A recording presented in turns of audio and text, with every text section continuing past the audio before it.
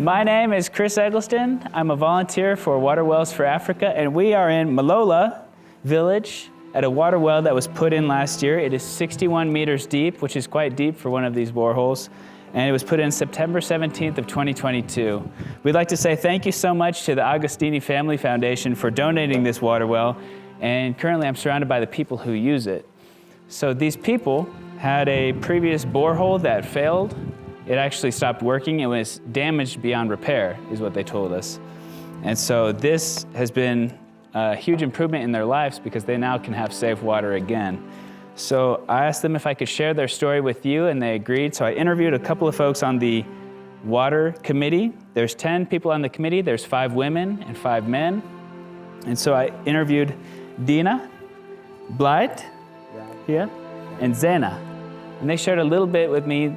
Dina and Blight are on the committee. Dina is a chair, Blight is a member, and Zena uses the water well frequently. So they shared that before, their old borehole was damaged, and so they started going about 2 kilometers away to a shallow pit.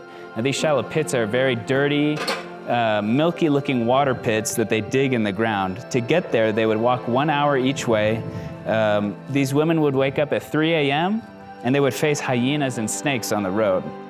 And so they told me that they would fight at this pit. Because water was so scarce, a lot of women meet at that pit, and so they were fighting. They were actually coming to fist fight for water at the well.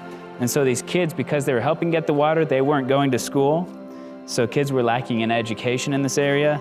Marriages were failing, and they told me also that they used to have diarrhea and dysentery. Dysentery is where you have blood in your stool because a bacteria damages your intestines. Now, they told me, I asked them, what was your reaction when you saw the drilling truck coming? And they said, we were so happy, we had a celebration, and they killed not just one, but several chickens to have a feast and to celebrate with the drillers. And so there was a lot of sangalala, a lot of happiness happening in this village. So Dina told me that life has improved greatly. It's just a higher standard of living for these people here now. Some of the women, when we asked what time they wake up, they said, we can wake up at 7 a.m. Instead of 3 a.m., they can now wake up at 7 a.m. or whenever they want if they want to do chores. Additionally, Zena said many of their kids have started going to school. Instead of getting the water, the kids can now go to school and get an education. The diarrhea, the waterborne disease, is completely gone from this place. Marriages are restored, and they said that they're now able to farm more. So with the time that they could have been going to the water well, now they're spending it farming. And so they're much happier to be able to do what they need to do to survive. And so, as you can imagine, with new clean water, they're able to bathe more, which helps with hygiene as well. And so I asked them, what would you like to say to the donors? And Dina here, he shared, life has greatly improved. It's a higher standard of living, like I said earlier, for these people. So Agostini Family Foundation, we'd just like to say thank you so much for donating this water well. It's a huge improvement for their standard of life.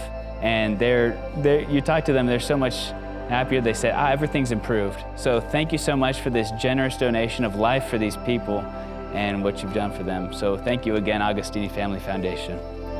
Zikomo!